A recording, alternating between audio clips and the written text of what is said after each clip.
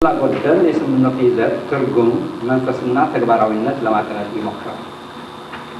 ለውይይት ይመች ዘንድ የስምምነቱ ይዘት እንዳለ በቀጥታ አቅርቤዋለሁ። መግለጫ የሚያስፈልጋቸው አንዳንድ አንቀጾችና ቅጾች ደግሞ ሚዛናዊና አንጻራዊ በሆነ መንገድ ማለትም ተጨማሪ ታሪካዊ ግንዛቤ በማቅረብ ተንትኜ አቅርቤዋለሁ። የወሰን ዳርቻ ወይም ድንበር ጉዳይ ብዙም ጊዜ ውዝግብ የሚፈጥር ስለሆነ በካርታና በመልክዓ ምድር አገላለጽ የተደገፈ አቅርቦት አስፈላጊ ሆኖ አግኝቼዋለሁ። ወደ ዋናው የአልጀርስ የመጨረሻ ስምምነት መውጋት በፊት ግን ማየት ይኖርብናል ብዬ የገመትኩት አንድ የአፍሪካ አንድነት ድርጅት 35ኛ መደበኛ ጉባኤ አልጀርስ ውስጥ ከ12 እስከ 14 ጁላይ 1999 የተካሄደው የአፍሪካ ርዕሰ ብሔሮች ስብሰባ፣ ሁለት የቅርበት ንግግር ወይም ፕሮክሲሚቲ ቶክስ በአፍሪካ አንድነት ድርጅት ሊቀመንበር አማካኝነት ከሜይ 29 እስከ ጁን 2000 የተካሄደው የኢትዮጵያና የኤርትራ ወኪሎች፣ የአሜሪካ፣ የአውሮፓ አንድነትና የአፍሪካ አንድነት ድርጅት አማራጮች በተገኙበት የተካሄደው ስብሰባ። ይህ የአማራጭ ስብሰባ በተቻለ መጠን ሁለቱ ሀገሮች ወደ ጦርነት እንዳይመለሱ የተደረገ አስቸኳይ ስብሰባ ነበር። ለአሁኑ ውይይታችን በይበልጥ የሚመለከተን ግን የአፍሪካ አንድነት ድርጅት 35ኛ መደበኛ ስብሰባ ያሳለፈው ውሳኔ ስለሆነ አንቀጾችን አንድ በአንድ ማየት ይኖርብናል። ይህ እንግዲህ መጀመሪያ ያቀረበው ፕሮፖዛል እና ሁለቱ መንግስታት የተቀበሉት ማለት ነው። አንድ ሰነዱን ከፈረሙ በኋላ ሁለቱ ቡድኖች በአንድ አፍታ ጥላቻና ጦርነት ያቆማል። ይህንን እንግዲህ ማየት ያለባችሁ ኢትዮጵያ አሸንፋ ስታበቃ እንደገና ወደ ድርድሩ መመለሷ ነው።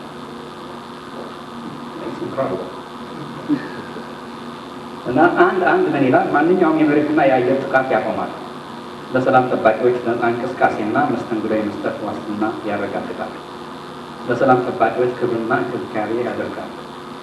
ሁለት የሰላም ጠባቂ ሚስዮን በአፍሪካ አንድነት ድርጅት እርዳታ በተባበሩት መንግስታት ይቋቋማል። ሶስት የሰላም ጠባቂ ሚስዮን ስልጣን እንደሚከተለው ይሆናል። 3.1 ጦርነት ለመቆሙ ማረጋገጥ መከታተል።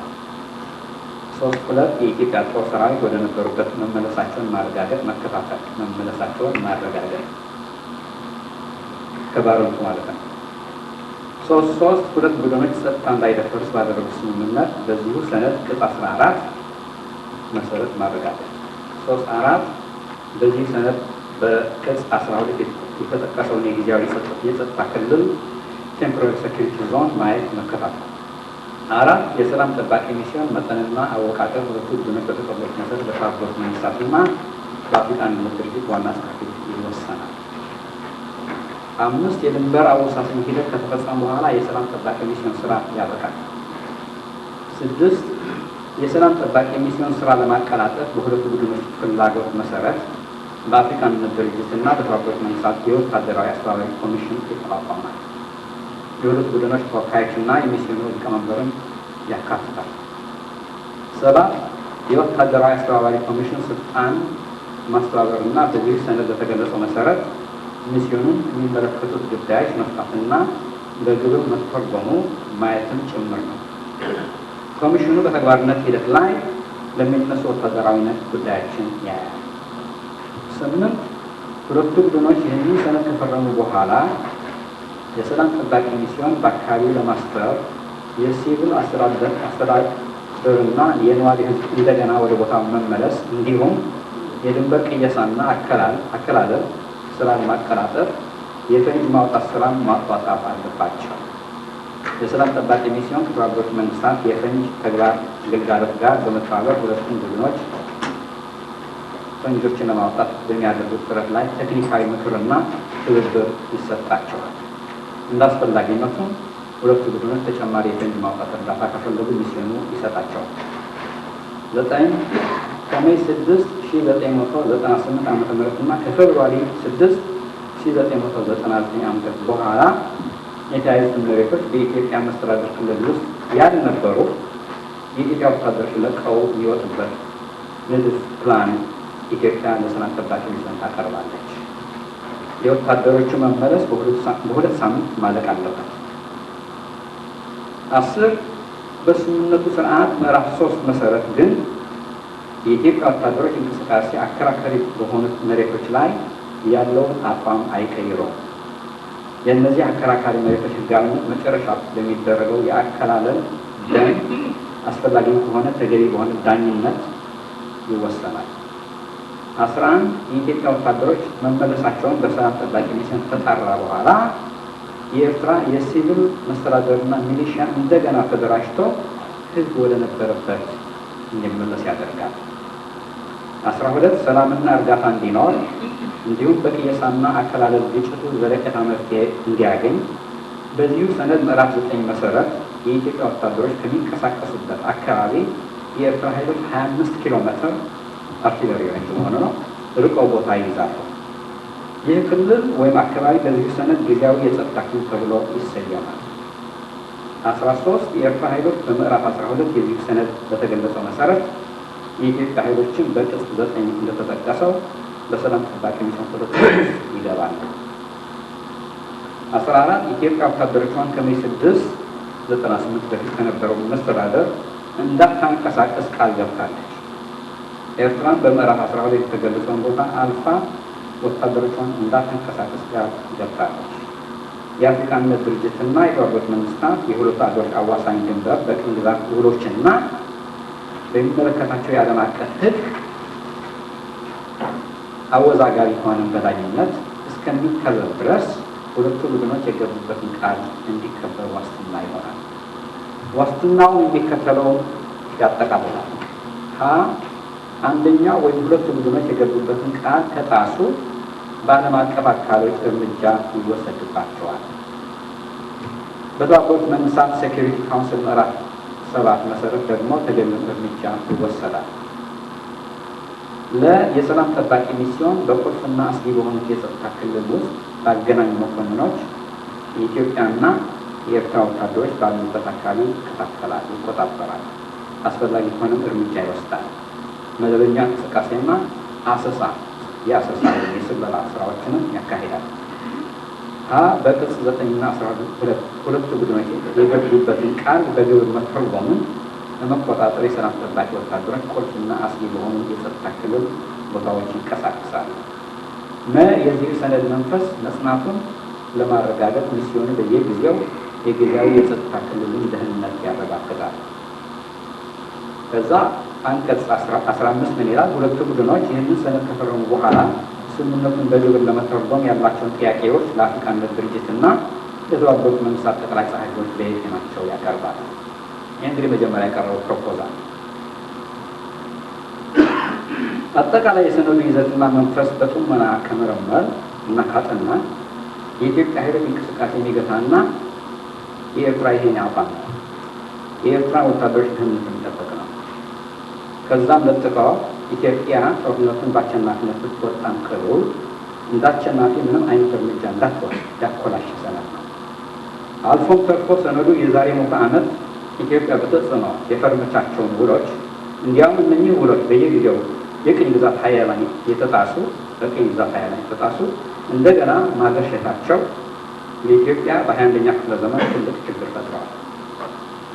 ችግሩ ግን አሁንም ከሀያላን ብቻ የመነጨ ሳይሆን የኢትዮጵያ መንግስት ደካማነት ነው። አገራችን ኢትዮጵያ ይህ ችግር እንዳያጋጥማት ከሚል ስጋት የተነሳ የአልጀርስ ውሳኔ ከመፈረሙ በፊት የካርታ አከላለል ልበ ወለድ ለሚቶሎጂ ኦፍ ካርቶግራፊክ ዲማርኬሽን በሚል ርዕስ አንድ ጽሑፍ አቅርቤ ነበር። በዚህ ጽሑፍ የ1900 የ1902 1908 ውሎችና ስምምነቶች መጣሳቸውን ከገለጽኩኝ በኋላ የካይሮ የአፍሪካ አንድነት ድርጅት ውሳኔ ለኢትዮጵያ ኢተዞምዳዊ መሆኑን ለማሳየት ሞክሬያለሁ። በተጨማሪም ኢትዮጵያ የአልጀርሱን ሰነድ ከፈረመች ሉዓላዊነቷን የሚጻረር ወጥመድ ውስጥ እንደምትገባ አስጠንቅቄ ነበር። ጽሑፉ ያቀረብኩት በአልጀርሱ ስምምነት ዋዜማ ስለሆነ ከፍርሃትና ከስጋት የተነሳ ያልገለበጥኩት ድንጋይ አልነበረም ማለት ይቻላል። የ1900 1902 1908 ስምምነቶች ያለአግባብ የተካሄዱ ውሎች ናቸው ብሎ ማለት ብቁ ላይሆን ይችላል ከሚል ስጋት ኢትዮጵያ የቪየና የ1969 ዓ.ም ውል ቪየና ኮንቬንሽን ኦፍ 1969 በመንተራስ እንድትከራከር ከተቀበለች አይቀር ነው እንግዲህ ኦፕሽንስ የፈጠርኩኝ ያለው በመንተራስ እንድትከራከር ሀሳብ አቅርቤያለሁ። የቪየናው የ1969 ስምምነት ከሞላ ጎደል እንዲህ ይላል። አሳሪ ያልሆኑ ወይም ከዚህ ቀደም የፈረሱ ውሎች፣ ስምምነቶችና ድርድሮች እንደገና ሬትሮአክቲቭሊ የዓለም አቀፍ ሕግን ምንጭ ወይም መሰረት በመሆን ማገልገል አይችሉም። ይህንን መገማለት ነው። አሳሪ ያልሆኑ ወይም ከዚህ ቀደም የፈረሱ ውሎች፣ ስምምነቶችና ድርድሮች እንደገና ሬትሮአክቲቭሊ የዓለም አቀፍ ሕግ ምንጭ ወይም መሰረት በመሆን ማገልገል አይችሉም። ሰዋት በይዋ ፈርስት ዋን ነገር ዋይ ወደ ይላል። ለምንድን ነው እንደዛ የሚያደርጉት? በጣም የሚገርም ነው። ግን ደግሞ የኢትዮጵያ መንግስት በማይታየውና በማይጨበጠው የአልጀርሱ ጋኔን መጋኛ ተጽዕኖ ተደርጎበት እንደሆነ ቢያንስ ሚዛናዊና አንጻራዊ ካውንተር ኦፈር ይባላል። ለሊጋል ተርም ነው። ሀሳብ እንዲያቀርብ ወይም ደግሞ በሰነዱ ላይ ቅሬታ ሪዘርቬሽን አለኝ ብሎ ማቅረብ ይችል ነበር የሚል ሀሳብ አለ። አትሊስት ኦፕሽንስ ብዙ ሌሎች ኢትዮጵያውያን ምሁራንና ጸሐፊዎች ከኔ አመለካከት ጋር የሚዛመድና የሚያያዝ በቀጥታና በተዘዋዋሪ መንገድ የኢትዮጵያ ባለስልጣኖች አቅርበዋል። ነገር ግን ሀሳባቸውንና ነቀፌታቸውን ተሰሚነት ያገኘ አይመስልም። ስለሆነም የአልጀርስ ስምምነት ከመፈረሙ በፊት ጦርነቱን አስመልክተው የነበረው የኢትዮጵያ መንግስት አቋም ይህን ይመስል ነበር። ዋና ዓላማው ከሐምሌ 1998 ዓ.ም ጀምሮ በኤርትራ ጥቃት ምክንያት የተያዘውን መሬት ለማስመለስና የኢትዮጵያ ሉዓላዊነት ለማስከበር ነው። ይህ አቋም ጠለቅ ብሎ ካልታየ በስተቀረ እጅግ መልካም የብሔር ስሜትና ትክክለኛ አቋም ነው የሚመስለው። ከአጠቃላይ የታሪክ ሂደት፣ ከኢትዮጵያ ብሔራዊ ጥቅም፣ ከኢትዮጵያና ከኤርትራ የታሪክ ግንኙነት እንዲሁም ከጦርነቱ በኋላ ከኤርትራ መንግስት አቋም ከታየ ግን የኢትዮጵያን ጥቅም የሚጻረር ነው። በጣም ጠቀን ካልገባን በስተቀር ብዙ የሚያወናብድና ኮንፊዥን የሚፈጥር ብዙ ነገር ነው ያለው።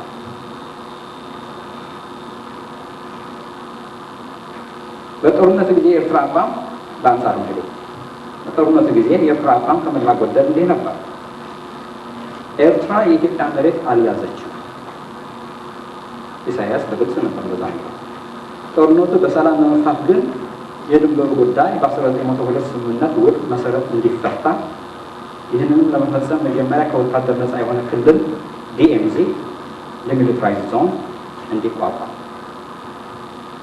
በጣም የሚገርም ነገር ቢኖር የአልጀርሱን ሰነድ የሚመለከት የኤርትራ መንግስት የሚፈልገውን ሁሉ አግኝቷል ማለት ይቻላል። ከዚህ ቀጥሎ በሁለት ቡድኖች የተፈረመው የአልጀርስ ሰነድ በተለይ አንቀጽ 4 እሱ ነው እንግዲህ በጣም አስፈላጊና አከራካሪ አንቀጽ 4 ነው። እዛ ላይ ነው ማተኩረዋል። አንቀጽ 4 ከንቅጾቹ የአዋሳኝ ድንበር አከላለል ስለሚመለከቱና ውዝግብም ሊፈጥር ስለሚችል አንድ ባንድ እንመለከታቸው። አንቀጽ 4 ቅጽ 1 በአፍሪካን ድርጅት የስምምነት ስርዓት መሰረት ሁለቱ ቡድኖች ጦርነቱን እንዲያቆምና በ1964 ዓ.ም የድርጅቱ የካይሮ ውሳኔ በመንተራስ በነፃነት ጊዜ የነበረውን ድንበር ማለትም የቅኝ ግዛት ውሎችና የሚመለከታቸው የዓለም አቀፍ ሕግ እንዲያከብሩ ይላል። እኔ በበኩሌ የ1964 ዓ.ም የካይሮ በአጠቃላይ ኢንፕሪንስፕል ምደግፈዋል። ምክንያቱም ኮንግሬ ያደረጉት ነው። እርስ በርሱ በጎሳ እንዳይጠፋፋ አፍሪካ በጠቅላላ የተደረገ ነገር ነው። ያ ህግ ግን ኢትዮጵያና ኬንያን ይመለከታል። ኢትዮጵያና ሱዳንን ይመለከታል። ኢትዮጵያና ኤርትራን ግን አይመለከታል። ለምን ይሆነ? የካይሮ የ1964 ዓ.ም ውሳኔ ኢትዮጵያና ኤርትራን አይመለከትም። ውሳኔው የጸደቀው 1 ዓመት የአፍሪካ አንድነት ድርጅት ከተቋቋመ በኋላ እና 2 ዓመት የኤርትራ የኢትዮጵያ አካል ከሆነች በኋላ በ1964 ዓ.ም የኢትዮጵያና የኤርትራ ፌዴሬሽን ለ10 ዓመት ከቆየ በኋላ የኢትዮጵያ አንድ አካል ሆና ተቆራኝታለች። ውህደቱም የተካሄደው በኢትዮጵያ የፖለቲካ ሉዓላዊነት ወይም አሻጥር ብቻ ሳይሆን በኤርትራ ሕዝብን ፍላጎት ነው። በእርግጥ ውህደቱን የተቃወሙ ኤርትራውያን ነበሩ። በመጨረሻ ግን ኢትዮጵያ ወይም ሞት የሚል መፈክር አንግበው የተነሱ የማህበር ፍቅር ሀገር አባሎች አሸንፈዋል። this is hard fact። ሁሉ ጊዜ ግን ይህንን ሸፍነን ያለው ነው።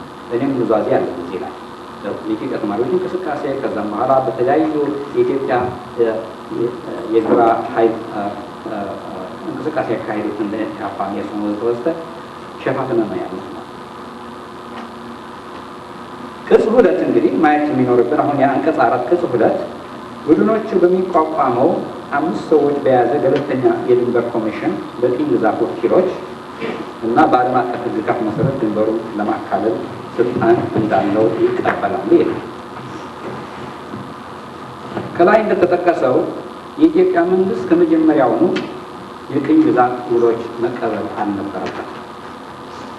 ከተቀበለ አይቀር ግን የቅኝ ግዛት የድንበር አዋሳኝ ለጣሊያኖች ጥቅም ተብሎ የተካለለ መሆኑን መገንዘብ ብቻ ሳይሆን በጊዜው ማለትም በ1900 ዓ.ም የነበረው ውዝግብ በቅጡ ማጥናት ነበረበት ወይም ይኖርበታል።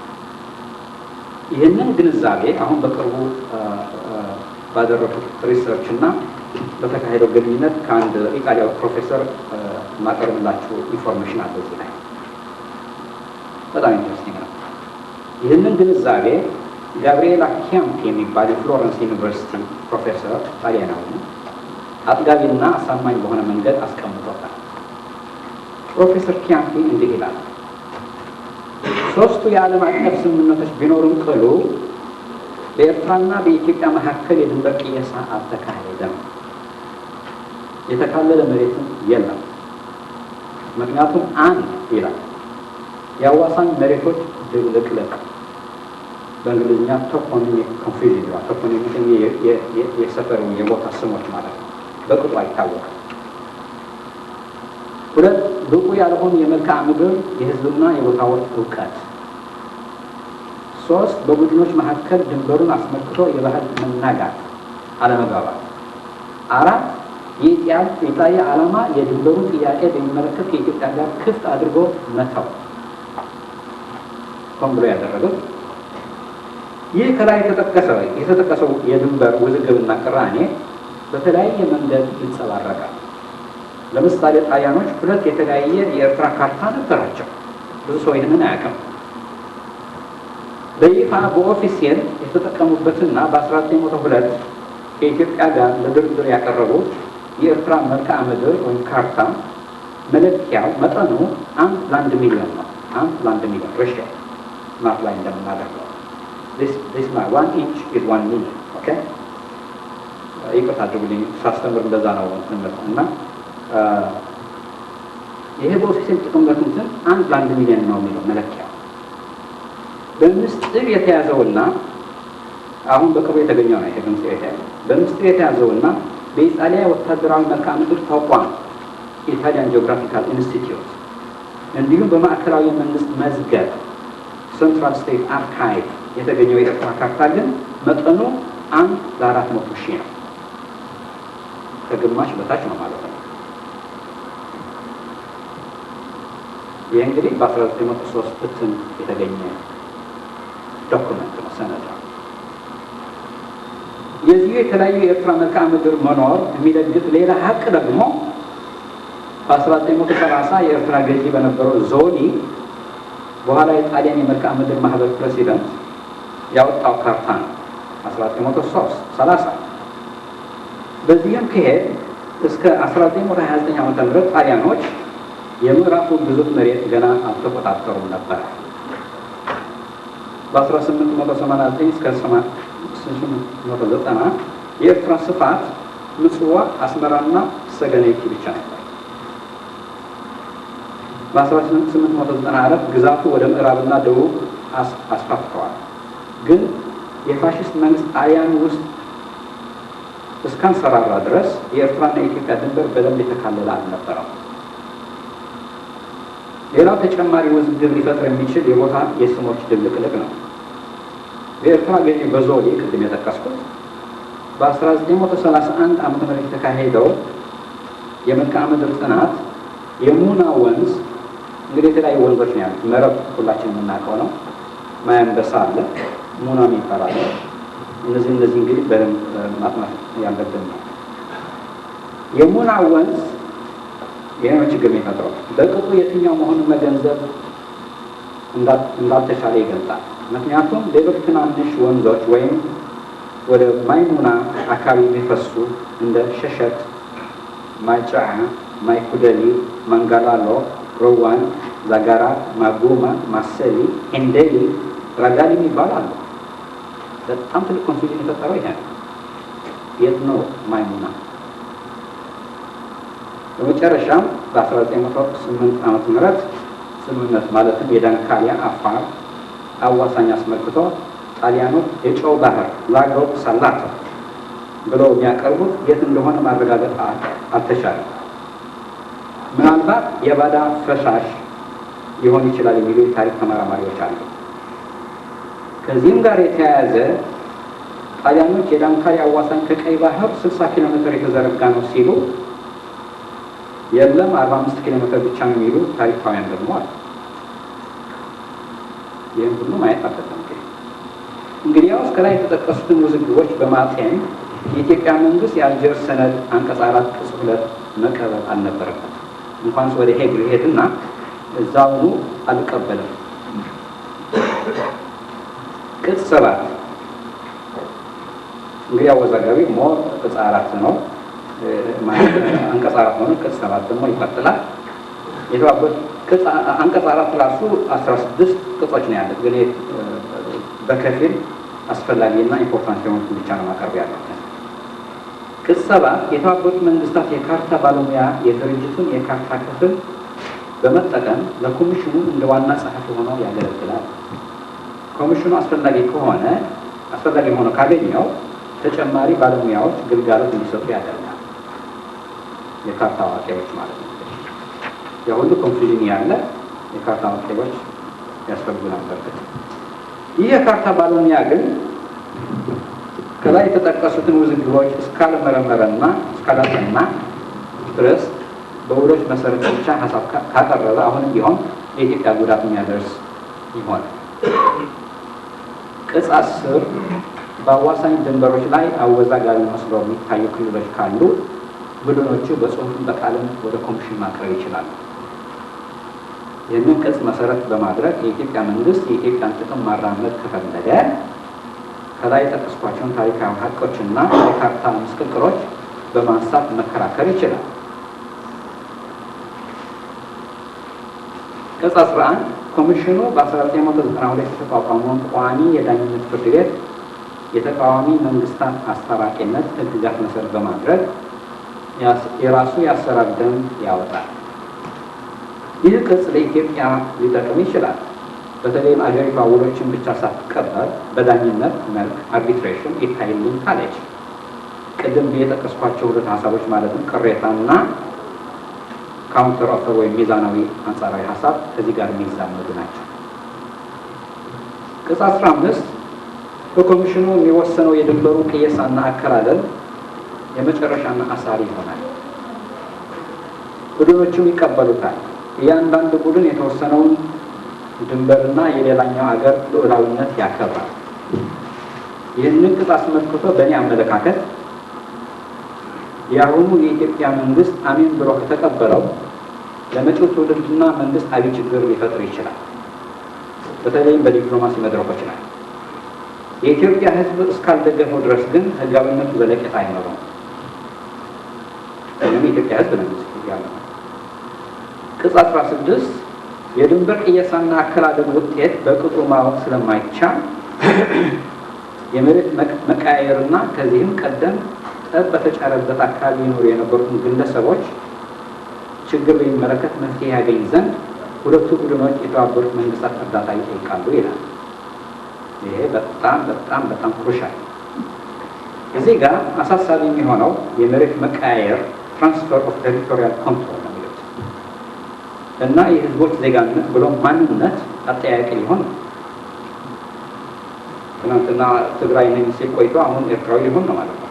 ኦሮፈሳል ወይም አፋር ልዩ ስም ቆይቶ ሌላ አይደንቲቲ ሊኖረው ነው ማለት ነው። ኢትዮጵያ በዚህ ረገድ ጠንከር ያለ አቋም ካልወሰደች ኮሚሽኑ በ1974 የተደነገገውን የዓለም አቀፍ የሕግ ዘገባ በተለይም አንቀጽ 15 የድንበር መቃየር ውል በእንግሊዝኛ ሙቪንግ ትሪቲ ፍሮንቲርስ ይሉታል በመጥቀስ ከዚሁ የኢትዮጵያና የኤርትራ ጉዳይ ጋር ሊያዛምደው ይችላል። በዚሁ ግርግር ውስጥ ደግሞ በሰሜን ምስራቅ ኢትዮጵያ በተለይም የግሎ መከዳና የኢሮብ መሬቶች ሊጠፉ ይችላል። በሙሉ ላይጠፉ ይችላል፣ አንዳንዶቹ ግን ሊጠፉ ይችላል። በተጨማሪም ብዙዎቻችን የማናየው ደግሞ ሌላ አለ። በተጨማሪም በተፈጥሮ ሀብታቸው የታወቁት ቦታዎች እንደ ዳሎል የኢትዮጵያ ሉዓላዊነት ላይኖራቸው ይችላል። ይህ ጽሑፍ ኢትዮጵያውያን ሊያሉበት አሁን ለያዝነው አንገብጋቢ ውይይት እንደ መንደርደሪያ እንዲጠቀሙበት የቀረበ እንጂ የኢትዮጵያና የኤርትራ የድንበር ውዝግብ በሰፊው ለማየትና ለመተንተን ያቀደ አይደለም። ውዝግቡን በቀላሉ የሚገለጽና የሚፈታ አይደለም። እንዲያውም በእኔ አመለካከት አሁን በድንበር ኮሚሽኑ አማካኝነት ሄግ ላይ የሚወሰነው አሳሪ ስምምነት ወይም ፍርድ ለኢትዮጵያና ለኤርትራ ሕዝቦች የሰላም መፍትሄ ይሆናል ብዬ አልገምትም። የሁለቱ ሕዝቦች ችግር ዘለቄታ መፍትሄ ሊያገኝ የሚችለው በሁለቱ አገሮች የሕዝቦች ሱታፌ ሲኖርና አገር ወዳድና ዲሞክራሲያዊ መንግስቶች ሲፈጠሩ ብቻ። በዚህ ነው እንግዲህ የምጨርሰው። ግን ትንሽ ትዕግስት ካደረጋችሁ ቶሎ ብዬ 5 ደቂቃ ካርታዎች አሉ። ከዛ በኋላ አቶ በላይ እንግዲህ ይቀጥላሉ ማለት ነው። እዚህ ይሻላል መሰለኝ። አሁን ምንድን ነው ይሄ ካያችሁ፣ ለምሳሌ ይሄ መረብ ነው፣ አዋሳኝ ነው አይደለም? አንድ አዋሳኝ ያ ማያንበሳ የሚባለው አይታይም እንጂ ወደዚህ አካባቢ ነው የሚመጣው።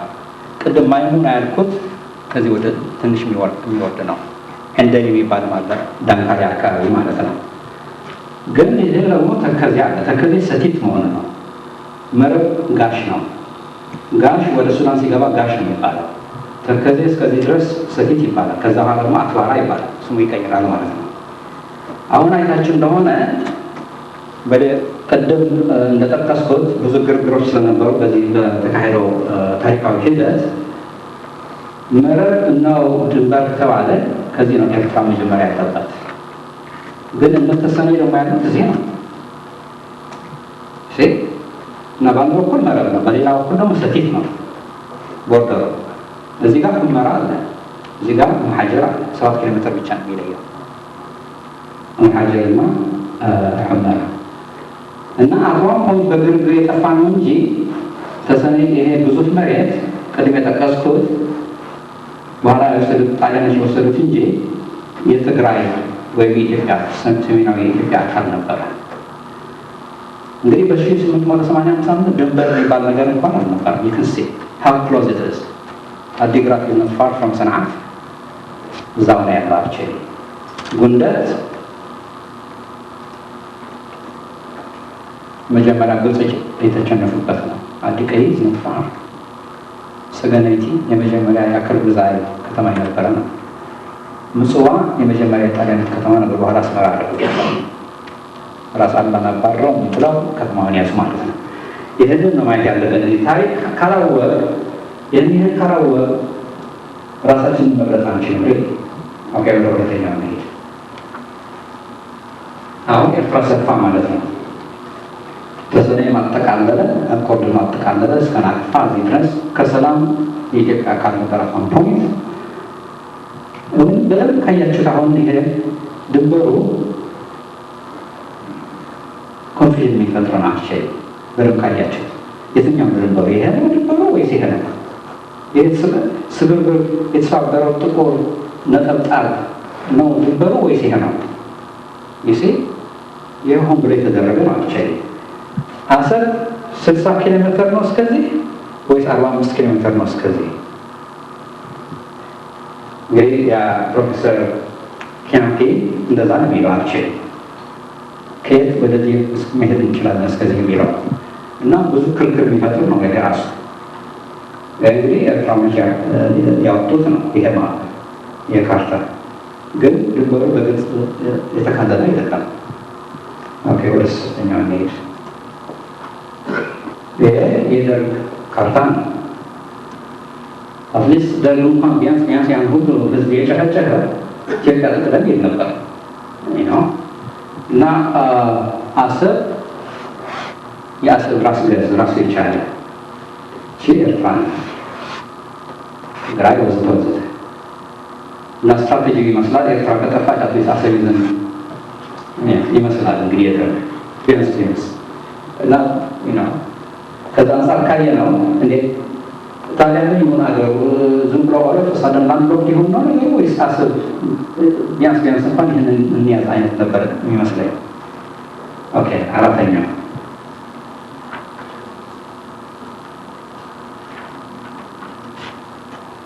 ይሄ የኢህአዴግ ካርታ ነው።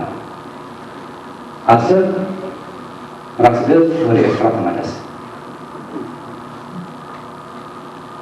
ኢትዮጵያ የባህር በር መውጫ የላትም። አሁን አማራጭ ፖርት ሱዳን እንሄድ የሚል ነገር አለ። ሲክራዶ ፖርት ሱዳን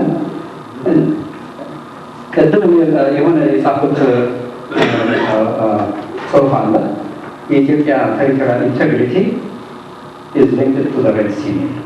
አንዳንድ ቻቻቻቸው ይሆናል። በ1923 ዓመተ ምህረት ብዙ ሰው የማያውቀው ጣሊያኖች እንኳን እንዴ ኢትዮጵያ መንግስት በጣም የሚገርም ነው። ይሄ ወደዛ ነው ይላል። ጣሊያኖች እንኳን ከንግስት ዘውዲቱ ጋር ሲፈራረሙ 6000 ካሬ ሜትር መያዝ ትችላላችሁ፣ ኢትዮጵያ መያዝ ትችላለች፣ ከፈለገችም መጨመር ትችላለች። ያው ደግሞ የተፈረመው ለ130 ዓመት ነበር። ጣሊያኖች እንኳን እንደዛ ብለዋል። ኦኬ ወደ መጨረሻው ካርታ ይሄ እንግዲህ ልክ ኮንፍሊክቱ ወይም ጦርነቱ እንደተጀመረ አክቹዋሊ ጦርነቱ እንደተጀመረ ሳይሆን ሻዕቢያ ወደ ባድመ እንደገባ የጻፍኩት ነው። አይታችሁ እንደሆነ ቢቢሲ ያወጣው በዛን ጊዜ ያወጣው ተመሳሳይ ካርታ ነበር። የኔ ክርክር ነው ይሄ። በአጠቃላይ እዚሁ ታያቸዋል እንግዲህ ጽሑፎቹ አሉ በሙሉ እዚህ ሁሎችም አሉ እዚህ ጋር ዲግሪው ሳይቀር 18 ዲግሪ ምናምን የሚለው የኤርትራ ስፋት፣ ምክንያቱም ኢትዮጵያ ከዚህ ከ3 ዲግሪ እስከ 18 ነው የሚደርሰው። እሱ ዝርዝሩ ይገባል። ሆኖም ግን ትኩረቱ ባድመ ላይ ነው፣ ሽራሮ ባድመ ላይ ነው። ቢቢሲ ያወጣው ካርታ ከኤርትራኖች የወሰደው ባድመ ወደዚህ ነው የሚያደርገው፣ ወደ ውስጥ ወደ ኤርትራ እና ርዕሱ ግን ቱ ባድመስ ነው የሚለው። ቱ ባድመስ የማይሆን ነገር ነው። አንድ ባድመ እዚህ አለ፣ ሌላ ባድመ ደግሞ እዛ አለ። ኦኬ እና ለክርክር የወጣ ነበር። ይህን ነገር ግን ተድበስብሶን ያለፈው የሚያሳዝነው የሆነውንም መስዋዕት ተከፍሎበት ተመልሰዋል። ከዚህ አንጻር ካየነው ብቻ ነው እንግዲህ አሁን የምናደርገው እንቅስቃሴ ሊረዳን የሚችለው እና ለዚህም ይሄ ስብሰባ የተካሄደው በዚህ ይመስለኛል። አመሰግናለሁ።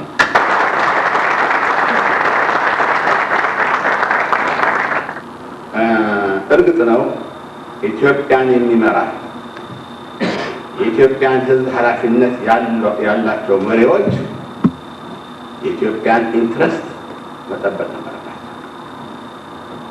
በእኔ አስተያየት ተሳስቼም ሊሆን ይችላል። እነዚህ ሰዎች አልጠበቁም። ምንም ማስረጃ ላገኝ አልችልም። ይህ ጉዳይ ልንገራችሁ። እኔ ምናልባት ጡረታና ስራ ፈት ስለሆንኩኝ በተለይ ደግሞ የትግራይ ሰው ስለሆንኩና ቦርደሩ ጉዳይ ስለሆንኩኝ አውቀዋለሁ። ማስረጃዎቹን አውቀዋለሁ፣ ሰዎቹን አውቃቸዋለሁ፣ ጠይቄያቸዋለሁ እና ይህ ሁሉ ያለ አግባብ እንደተሰራ ውስጥ ያህል እንደነበር ሁሉ አውቃለሁ። ይህ ስለሆነ ነው ደንግጬ በእውነቱ አንድ ሁለት ሰዎች እንኳን እንዲጮሁ ያስፈልጋል። እብድም ብንባል እንባል ገለ ማስረጃው ዞሮ ይመስላል በማለት እና እዚህ ያለውን አቀረብኩት ጽሑፍ አቅርቤያለሁ። ይህ እኮ የተወሰነ በኮሎኒያል ትሪቲስ ምናምን እንዳለን አሁን እንጂ ቀደም ብሎ እኮ የተወሰነ ማለቴ በኢህአደግ መንግስትና በኤርትራ መካከል በነበረው መካከላቸው ምን እንደተፈራረሙ ማናገም የሆነ ሆኖ የዚህ ኮሎኒያል ትሪቲ ጉዳይ መሰረት አድርገው የኢህአደግ መንግስት የኢትዮጵያ መሬት አስቀድሞ ሰጥቷል። ከሁሉ የበለጠ ማስረጃ እዚህ ማቅረቢያዋለሁ። የዚህ አፋር ግንባር እንኳን 60 ኪሎ ሜትር ነው የሚባለው፣ በካርታ ይታያል። እሱ በ1991 ያው ሲሆን ተሰጠ። ባተሰጠ ጥሩ ነበረ፣ ግን ያን ጊዜ ሰጥቷል። ከዛ ቀጥሎ ግን እችን አጥብቄ እነግራቸዋለሁ፣ እዚህ ጽፌዋለሁ፣ ማስረጃ ያለው ነው። የትግራይ ቴሪተሪስ አሳልፈው የሰጧቸው ኤርትራ ነፃ በምትወጣበት በዛን ጊዜ የኢትዮጵያን ፖፑሌሽን ሴንሰስ የተወሰደበት ዘመን ነበር። ይህ በ1993 እና በ1994 ነው። በዛን ጊዜ ሁለቱም ሆነው የኤርትራ ሰዎችና የኢትዮጵያ ቴክኒካል ኤክስፐርትስ ሆነው በዚህ አሁን በሚባለው በ1900 እና በ1902 ትሪቲ ተላሉ። እሱም መሰረት አድርገው ከልለው ዲማርኬት አድርገው ማፕ አውጥተው ሰጥቷል። ምን ትፈልጋለህ? እና አሁን ቁልጭ ባለ አኳኋን የሚታይ ነው። አሁን ጌታዬ ያሳየሁትን አለ። ምናልባት እድሜ የፈቀደልኝ እንደሆነ በዚህ አኳኋን ይህንንም ገልጸህ ነው።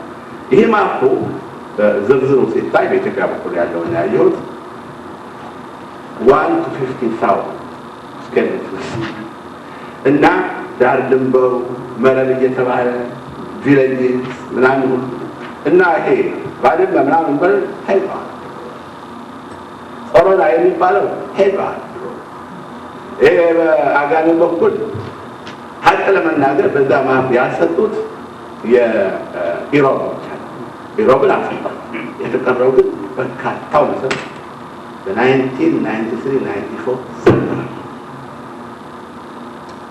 አንዳንዳቻችሁ ጽፌዋለሁ 12 ኦክቶበር 1997 ላይ አውጥተው ኦፊሻል ያደረጉት ማፕ አለ። በትግራይና በኤርትራ መካከል ኢንተርናሽናል ባውንድሪ ላይ እሱን ሳገናዝበው ከዛኛው ከዝርዝሩ ጋር ከዛ የተቀዳ ነው። ከዝርዝሩ የተቀዳ ነገር ግን ዝርዝሩ ሁሉም ይናገራል። አሁን መኮንን የምታውቃለው ሁሉ ይናገራል። ዝርዝሩ አገር ሄዷል። ነገር ግን ትልቁ ላይ ማፕ ሲያጠቃልሉት ግን ስለ ባውንደሪ እንትን አይነገርም። ድብቅ ነው። ውስጥ ለህዝቡ የሚታየው ሌላ ነው። አያችሁ ኢትዮጵያ የሰምና ወርቅ መንግስት ይለወጥ እንጂ ተንኮል አንድ ሰሙ ለህዝብ የሚታየው ሌላ ነው። ውስጡ ሌላ ይሄ ነው እና ይህንን ስለማውቅ እኔ አሁን ይሄ እንደገና ተደግሞ ነው የሚሰራ ያለ እንጂ ሁለተኛ ንቅንቅ ብለው ወደኋላ ሊሉ አይችሉም። ሰጥተዋላ እንዴት አድርጎ ወደኋላ አሁን ተመልሰው። ነገር ግን አልባሱ ደግሞ አሁን በኮሎኒያል ትሪቲስ ተብሎ ፎርማሊ ኢትዮጵያ ልትፈርምና ኤርትራ ደግሞ ኢንዲፔንደንት ኤርትራ ነፃ ወጣች ኤርትራ አሁን ልትፈራረም ማለት ኮሎኒያል ትሪቲ ከተባለ ምን ፊርማ አስፈለገ? በእኔ ግምት ፊርማ ያስፈለገው የኢትዮጵያ ሕዝብ ፈቅዶ ከኤርትራ ሕዝብ መንግስት ጋር ሆኖ ተስማምቶ የተካለለ ለወደፊት ልቅንቅ ይባላል። የኢትዮጵያ ሕዝብ ፈቅዶ ይህን ቴሪቶሪያል ኢንቴግሪቲውን አውቆ ለቆ ለኤርትራ ያስረክል ለማለት ነው። አዲስ ኢትዮጵያና አዲስ ኤርትራ የሚመሰረቱ ለማድረግ ነው እንጂ ሌላ ምንጨመር ነገር እና ይህንን ለምንድን ነው ያሳሰበ ብትሉት ትንሽ ልግለጽ ይችላል። ሌላ ነገር አላስባል። ኮሎኒያል ትሪቲስ ስንል ምንድን ነው? ፍሬ ነገሩ ቴሪቶሪ ነው። አሁን የምናስበው ኮሎኒያል ትሪቲስ ሶስት ናቸው። ቤቶቼ ገልጸዋል። የመጀመሪያው 1900፣ የሁለተኛው 1902፣ የሶስተኛው 1908 ናቸው። እችን ካርታ ያዙ ዲስትሪቢዩት አድርጃታለሁ። እችን የምታሳየው አሁን ያለው ክልልና አሁን የሚሰጠው ናቸው። ግን እሱ ነው ሱፐር እሱ ነው። የካርታ ዲስትሪቢዩት ባደረኩት ፔፐር ላይ ከጀርባ ታገኛታላችሁ። እና የዛሬ ወር ከዩኤን ያገኘኋት ካርታ ነው። ምንድን ነው የምትለው? አምኒ ሬፈረንስ ማፕ ነው የምትባለው። አሁን የሚካለሉት የሚጨርሰው ይሄ ነው። ይሄ ነው የጣሊያን ካርታ። ይሄ ነው ወሳኝ የሚሆነው። አሁን ከዚህ 1 ሚሊዮን ነው የሚወጣው፣ ግን 150,000 ደግሞ እየተባዛ ነው። አንድ ለውጥ የለም። ይሄ ነው ኮሎኒያል ትሪቲስ ማለት። ግን ስለ ቴሪቶሪ ነው የምናወራ ያለ ብዬ ልገልጽላችሁ እፈልጋለሁ። ጣሊያን 1900 ስንፈርም ሳለን ዋናው መረብ ምላሽ የሚባለው የዛን ጊዜ ነበረ። በዛን ጊዜ ትንሽ እንዳሁን ታውቃት በእውነቱ በተለየ የአካባቢ ልጆች ያላችሁ ትታውቃት። በዛን ጊዜ ፈርዲናንድ ማርቲኒ የተባሉ አንድ ብልህ ጣሊያን ብዙ ኤክስፔሪንስ የነበራቸው ከዛ የኤርትራ ገዥ እሳቸው በ1997 96 ገደማ ነው የመጡት። 1897 ወይም እንደዚህ ገደማ ነው እና ከአድዋ ጦርነት በኋላ ማለት መጡ። ምን አሉ? ይህ መረብ ምላሽ የምትሉት የወሰድኩት እንደሆነ ስትራቴጂክ የለው ዲፌንድ ማድረግም አልችልም። ሀበሾች ሀበሻ መንግስት በዚህ የመታኝ እንደሆነ ወደዛ ነው። ምክንያቱም ይሄ በአዲግራት በኩል አድርጎ የሚያልፍ አንድ ሃይዌይ አለ። ከጥንት ጀምሮ እንትን የሚያደርግ የሚለየው ሁለቱንም አንድ ወንዝ ወደዛ ይሄዳል፣ ሌላው ወንዝ ወደ ታች ይሄዳል እና በመካከል ያለው መንገድ በሙሉ እንዳይሉት ስትራቴጂክ ሆልድ ያስፈልገናል። ስትራቴጂክ ዩኒት ኮንትሮል ካላደረግነው ይህ ኮሎኒ ተጠቃሚ አይደለም እንባል ብቻ እንዲያውም ጥዬ እሄዳለሁ። ይህንን ከማን ነው የማገኘው? አንድ ገብረ ንጉስ የሚባሉ ሊቅ ናቸው፣ ወታደርም ናቸው፣ ካፕቴን ነበሩ፣ ጣሊያን ናቸው። እሳቸው በጻፉት በዛን ጊዜ የጻፉት ከእሳቸው ነው የሚገኝ አርጊመንት ምን እንደነበረ። በዚህ ምክንያት ከመረብ ምላሽ ዘለው ወደ ትግራይ ይገባል በካርታ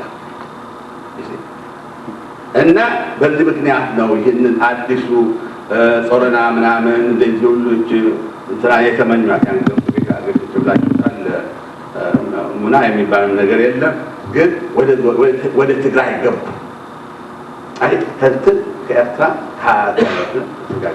የትግራይ መኳንንት ግን አናስገባም። ለራስ ፓርትም በህይወት ነበሩ። በዚህ ምክንያት ይፈረም እንጂ ውሸት ካርታ ያውጣ እንጂ ጣሊያን አልያዘም። for 40 years ብዙ ማስረጃ አለ፣ ሁላችን ታውቃለን። ማስረጃ ማቅረብ ይሄ ነው አንዱ 1900። ከዛ ቀጥሎ 1902 ደግሞ የትግራይ ዌስተርን ትግራይ ቆርሶ ወደ ኤርትራ ለመጨመር ነው። እሱ ብዙ አሻጥርናት ያለው ነው። ባጭር ጊዜ የተወሰደው እሱ። ነገር ግን ጣሊያኖች አልተሻገሯትም። ዳሩን ብቻ ነው የያዙት። ምክንያቱም በዛ በኩል ጣሊያን አለ እና እንግሊዝ አለ የሚጠብቃቸው፣ በዚህ በኩል ደግሞ በረሃ ነው። ስለዚህ ዳርዳር ይዛል እንጂ አልተሻገሯትም። ከሰኔ ወደ አልተሻገሩም ማስረጃ እና ግን ያችን የፈለጓት ምንድነው? ትግራይ ዘለው ይሄ አምሃራ ቴሪቶሪስ የሚባል ይዘው ጠቅላላ እስከ ባህር ዳር እስከ ጣናና እስከ አሸንጌ ድረስ እንይዛለን ብለው የሄደው ስትራቴጂ የነሱ ነበር። ዋና ጥቅማቸው የፈለጉት ወደ ሴንትራል አምሃራ እንገባበታልና ኮንትሮል እናደርጋለን እና እያችሁ ስትራቴጂው እንደዚህ አድርገው በዛም ትግራይ ኮንትሮል ለማድረግ በዛም እንትን ለማድረግ ነው።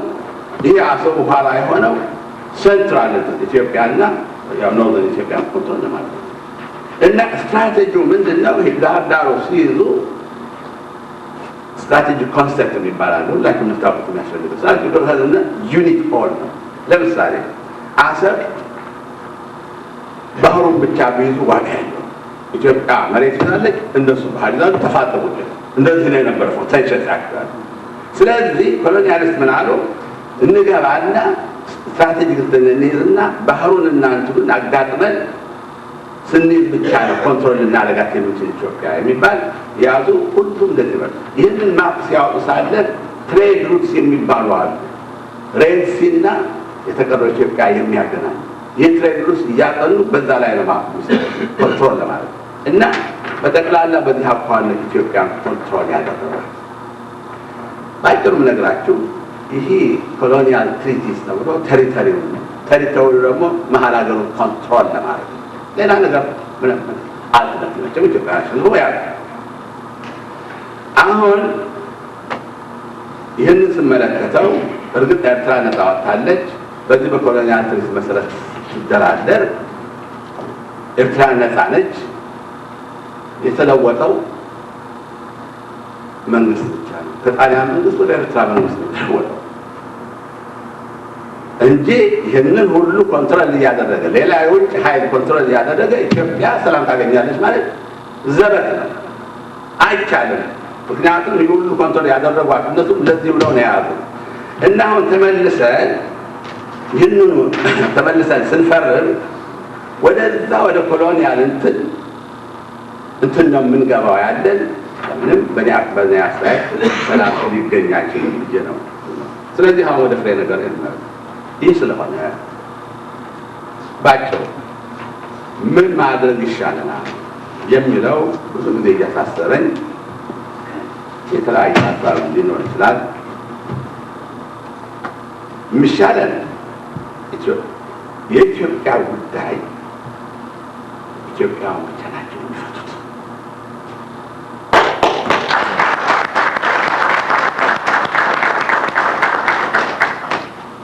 ሌላ ምንም የሚደረግ ነገር የለም። ካሁን ቀደም የነበረ ነው። ከቴዎድሮስ ጀምሮ ከዮሐንስ ጀምሮ ከምኒልክ ጀምሮ ሁልጊዜ የምናየው ነው። የውጭ ሀያላንማ መቼም የራሳቸው ኢንትረስት ጠብቀው እች ደካማ ሀገር ሁልጊዜ ያጠቋል።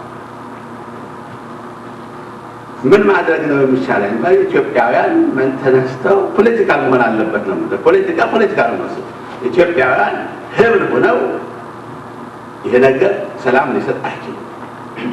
እኛም በእውነቱ ካልቸራችንና ከእንትናችን የተያዘ ነው እና የእኛ ቴሪቶሪያል ኢንቴግሪቲ ቴሪቶሪ የሚባለው መጠበቅ አለበት። እርግጥ ኤርትራ አንፈልግም ብላ ነፃ መውጣቷ የሚካድ ነገር አይደለም። ስለዚህ በኃይል ማለት አለ። እሱ ድሮንም እነሱ ስለፈለጉ ነው የመጡት። አልፈለጉ ይሄዱ። ነገር ግን የኢትዮጵያን ቴሪቶሪያል ኢንቴግሪቲ አንድ ቅንጣትም አፍርሶ አይሄድም ባይ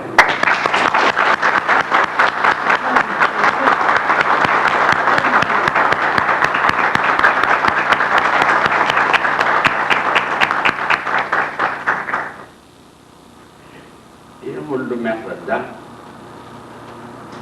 አስቀድሞ ማየት ያስፈልጋል። ለማናቸው ነገር በህግም ተከራክረናል፣ በታሪክም ተከራክረናል። ማስረጃችን የተሟላ ነው። ነገር ግን የእኛ መሪዎች ስላልፈለጉ ከነኛ ጋራ ስለተባበሩ ይኸው ምክንያቱ እግዚአብሔር ይወቀው።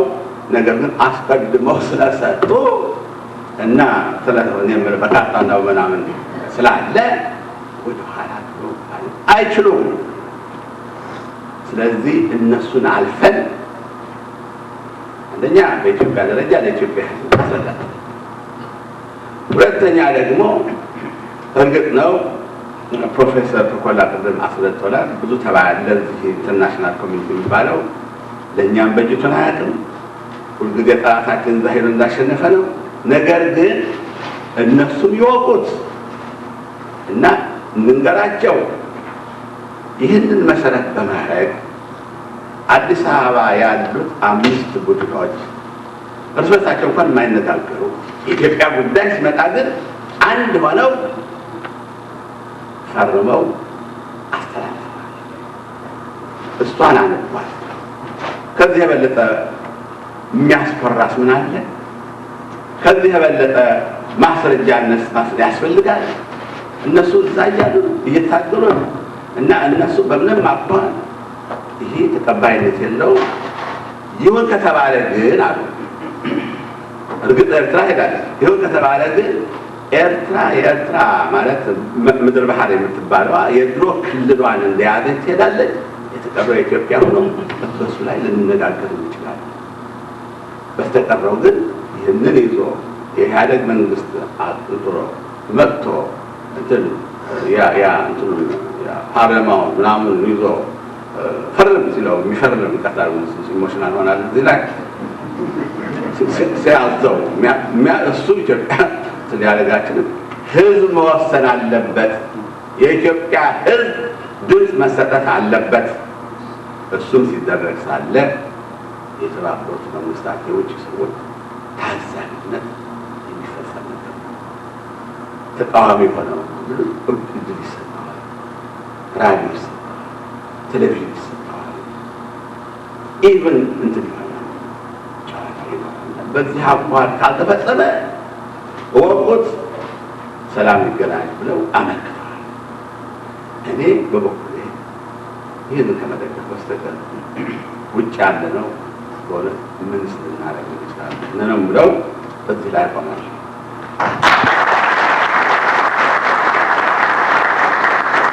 የጽሁፉ ርዕስ ምን ይላል? አዲሱ ትውልድ የጀግና ልጅ ጀግና እንጂ የእሳት ልጅ አመድ መሆን የለበትም። ለኢትዮጵያ ክብር፣ ሉዓላዊነት፣ አንድነትና ብሔራዊ ጥቅም ለማስጠበቅ በሰሜኑ ዳር ድንበራችን የተከሰከሰው የጀግኖች ኢትዮጵያውያን የሰማዕታት አጥንት ትላንትናም ዛሬም ነገም ከመቃብር ይጮሃል። ጁላይ 12 ጃንዋሪ 12 2002 ዓ.ም በፈረንጅ ይላል። ከትግራይ ተወላጆች ዓለም አቀፍ ሶሊዳሪቲ በኢትዮ ኤሪትሪያ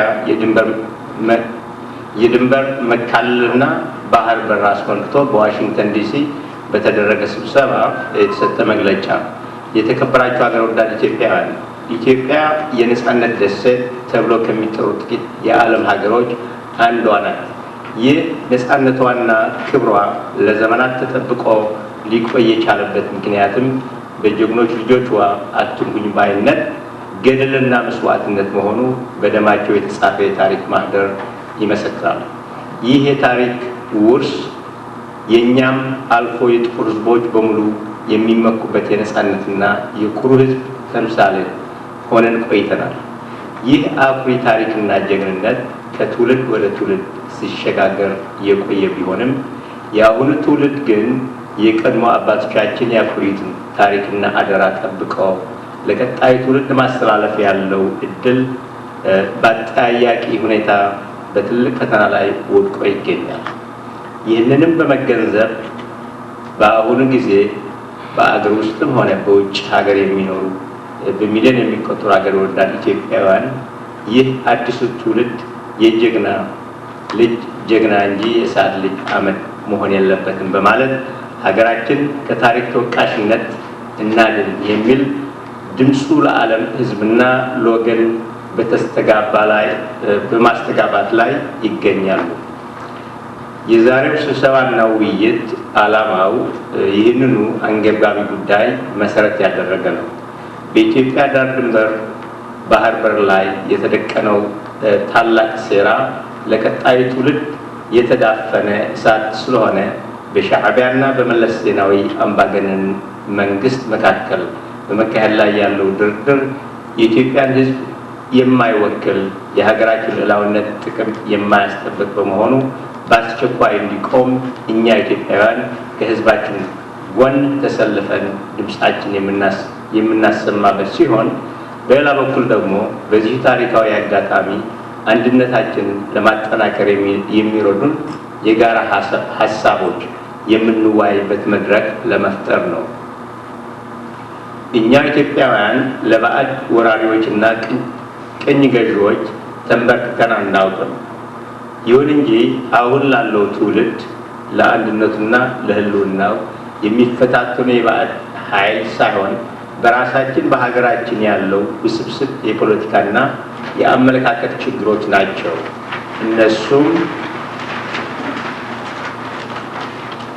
አንደኛውና ወሳኙ ችግር ባለፉት 30 ዓመታት በኢትዮጵያ በስልጣን ላይ የተፈራረቁት የርዕዮተ ዓለም የፖለቲካና የኢኮኖሚ የውጭ ጥገኛ የሆኑ የኢትዮጵያ መሪዎች የስልጣናቸው ዕድሜ ለማራዘም ሁሉ ከአንድነት ይልቅ መበታተን፣ ከእድገት ይልቅ ድህነት፣ ከሰላም ይልቅ ጦርነት፣ ከዲሞክራሲ ይልቅ አምባገነንነት፣ ከሀገርና የሕዝብ ሉዓላዊነት ይልቅ የራሳቸው ቡድናዊና ግላዊ ጥቅም የሚያስቀድሙና የሚያስከትሉ በመሆናቸው በኢትዮጵያውያን መካከል በቀጥታም ሆነ በተዘዋዋሪ እርስ በራሳቸው የማናቆር አለመተማመንና ጥርጣሬ እንዲኖር በመገፋፋት ወደ ባሰ የመበታተን አደጋ እየመሩት ቆይቷል። አሁንም እየመሩት ይገኛሉ። ታዲያ ሀገር የሕዝብ እንጂ የመሪዎች የግል ንብረት አለመሆኑን እየታወቀ ከሕግና ከሕዝብ ክብር በላይ የሆኑ የኢህአዴግ መሪዎች የ60 ሚሊዮን ሕዝብ መብትና ፍላጎት ነጥቀው የኢትዮጵያን ተሳትፎ የሌለበት ዝግና ይግባኝ የሌለው የመጨረሻ ድርድር ለማድረግ በዝግጅት ላይ ይገኛሉ። ስለሆነም በሁለቱ በሻዕቢያና በኢህአዴግ መሪዎች መካከል በአሁኑ ጊዜ በመካሄድ ላይ ያለው የዳር ድንበር መካለል ድርድር የሀገራችንና የሕዝባችን ክብር የሚያጎድፍ ታሪካዊ ስህተት መሆኑን ኢትዮጵያ ለዘለዓለሙ ያለ ባህር በር ሽባ ሆና እንድትቀር የሚያደርግ በመሆኑ ድርጊቱ ማክሸፍና ማውገዝ የጀግኖች አባቶቻችን አደራ ተረካቢ የሆነው የዚህ ትውልድ ኃላፊነት ነው። ስለዚህ በዛሬው ስብሰባችን በሰፊው ከምንወያይባቸው አርዕስተ ጉዳዮች አንዱና ዋነኛው የድንበር መካለልና የባህር በር የሚመለከት ይሆናል። ይሄ ቅድም የነበረበት ነው፣ ግን ምንም አይደለም። ሁለተኛው የጋራ ችግራችን በኢትዮጵያውያን መካከል ያለው የፖለቲካና የአመለካከት ባህላችን ያልዳበረ መሆኑ ነው። በአንድ ሀገር የተለያዩ አመለካከቶች፣ ሲቪክ ማህበር፣ የፖለቲካ ድርጅቶች እና የሙያ ማህበራት መኖር ጸጋና የሰለጠነ ሕዝብ መለኪያ ተደርጎም የሚወሰድ ቢሆንም አሁን በኢትዮጵያ ባለው ሁኔታ ሲታይ ግን አንድ የተወሰነ የባህልና የታሪክ ክፍተት እንዳለ ያሳያል። ይህ በኢትዮጵያውያን መካከል የተፈጠረው የታሪክና የባህል ክፍተት በስልጣን ላይ ለሚገኙ መሪዎች ለያይተህ ግዛ በሚለው ፈሊጥ እንደ ዋነኛ መሳሪያ አድርገው በመጠቀም ኃይላችን አዳክመው እንዲገዙ ምቹ ሁኔታ ተፈጥሮላቸው ቆይተዋል። አሁንም በረቀቀ መንገድ እየተጠቀሙበት ይገኛሉ። ስለሆነም እኛ ኢትዮጵያውያን ታሪካችንና ባህላችንን በማደስ የጋራ ችግሮቻችንን በጋራ በመወጣት ሕዝባችንና ሀገራችንን መርዳት እንድንችል አንድነትና ህብረታችንን ማጠንከር አለብን። በበኩላችን በመካከላችን አልፎ አልፎ ይታዩ የነበሩ ጥርጣሬዎች አስወግደን በሀቀኛ ወገናዊ ፍቅርና ኢትዮጵያዊነት ላይ የተመሰረተ ግንኙነት እንዲኖረን የዛሬው ስብሰባ በር ከፋች ነው የሚል እምነት አለን። ዓለም አቀፍ የትግራይ ተወላጆች ህብረት ለፍትህና ለዲሞክራሲ በሚል ስያሜ በይፋ በህግ ሲቪክ ማህበር ሆኖ ከተቋቋመ 6 ወር አድርገዋል። ይህ ሲቪክ ማህበር ባለፉት ዓመት በሀገራችን በተፈጠረው የፖለቲካ ቀውስ ሳቢያ በግብታዊ የተፈጠረ የህዝብ እንቅስቃሴ ውጤት ነው። የተቋቋመበት ዋነኛው ዓላማም በኢትዮጵያ ፍትህና ዲሞክራሲ የመሳሰሉ መሰረታዊ የህዝቦች ሰብአዊ መብቶች እንዲከበሩ ከህዝብ ጎን በመቆም ድምፁን ለማሰማት ነው። ስለሆነም ይህ ማህበር የኢትዮጵያ ህዝብ አካል ነው የሚል ጽኑ እምነትና ራዕይ ስላለን ከማንኛውም ለፍትህ ለሰላምና ለዲሞክራሲ የቆመ ማህበር ወይም ግለሰብ አብሮ ለመስራት ዝግጁ ነን። ስለሆነም ይህ ማህበር ከተቋቋመበት ጊዜ ጀምሮ እስከ አሁን ድረስ ዓላማውን ተግባራዊ ለማድረግ አበረታታች እንቅስቃሴዎች አድርገዋል። በተለይም ደግሞ በዛሬው ዕለት እኛ በውጭ ሀገር የምንገኘው ኢትዮጵያውያን ታሪክ ውስጥ በአይነቱ ልዩ የሆነ ስለ ሀገራችን ጉዳይ በአንድ አዳራሽ ተሰባስበን በነፃና በግልጽ የምንወያይበት መድረክ ማየታችን የሚሰማ ኩራት ተስፋ የላቀ ነው። ዓለም አቀፍ የትግራይ ተወላጆች ህብረት ለፍትህና ዲሞክራሲ ትላለች። የወሰን ብቻ ሳይሆን ጠቅላላ ውሎች ስለፈረሱ ኤርትራን በሚመለከት በሙሉ በዩኤን ተወስኖ ወደ ኢትዮጵያ እንድትመለስ የተደረገ ነው።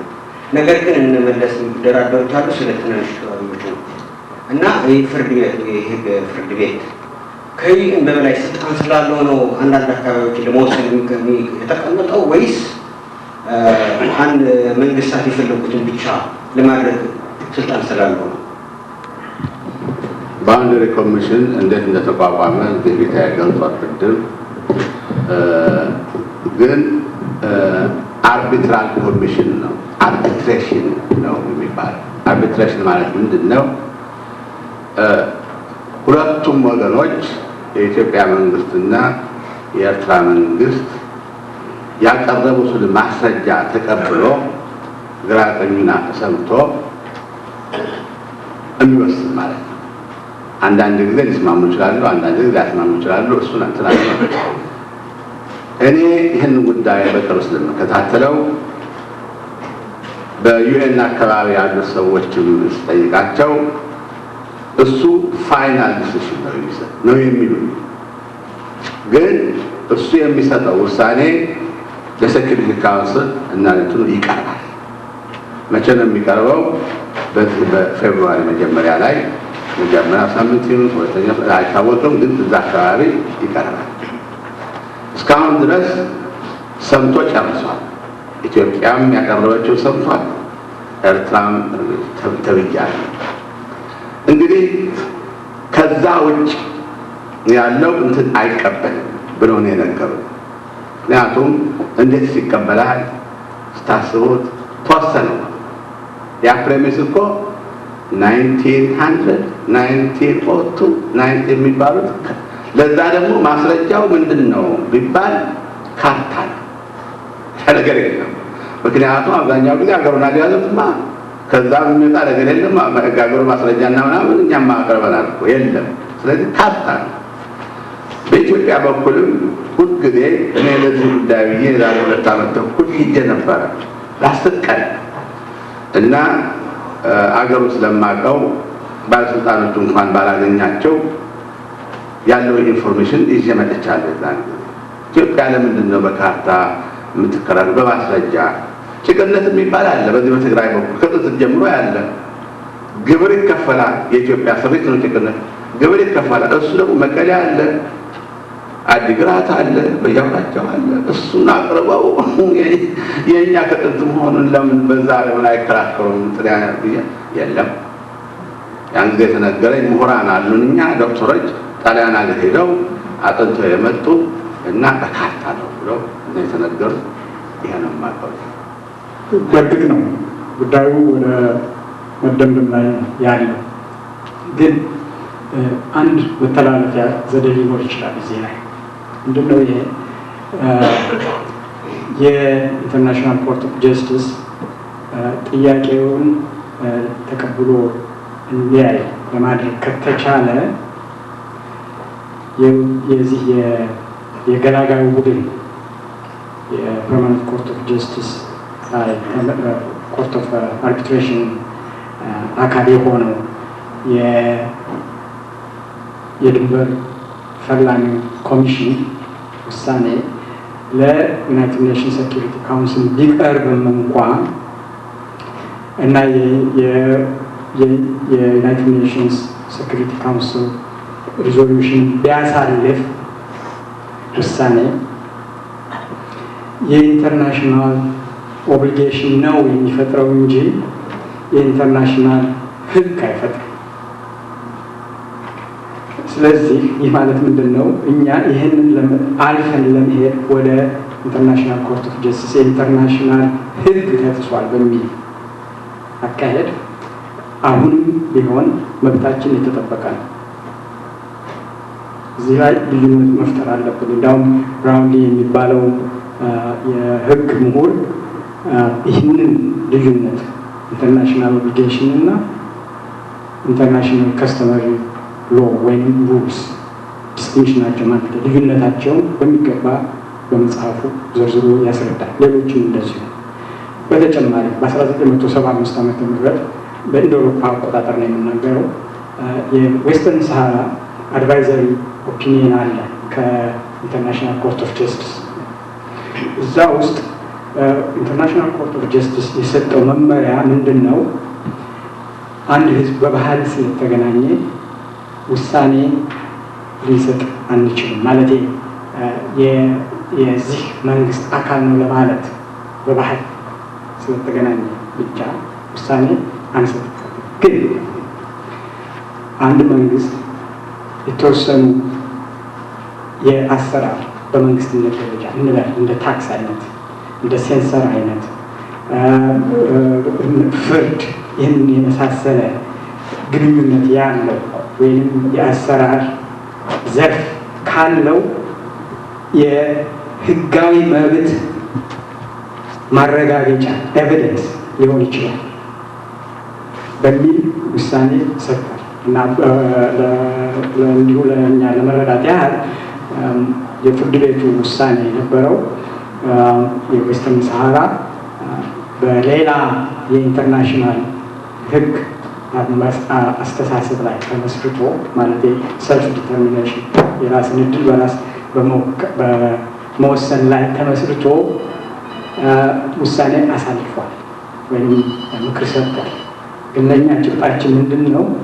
የኢትዮጵያ በባህር ዳርቻዎች ላይ ያለው ግንኙነት የኢትዮጵያ መንግስት ከባህል ግንኙነት የላቀ ነው ለማለት እንችላለን። ማስረጃውም ማለት ቅድም አቶ በላይ የጠቀሱት የካርታና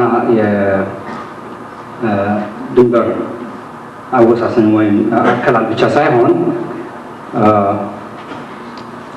በቅጡ የሚታወቀው በኢንተርናሽናል ኮርት ኦፍ ጀስቲስ ተቀባይነት የሚያገኝ ያ ህዝብ ለነበረው ንጉስ ወይም መንግስት ግብር ይከፍል ነበር አይከፍልም ነበር፣ ወይም ያ መንግስት አሁን የሚያከራክር ቦታ አካባቢ ላይ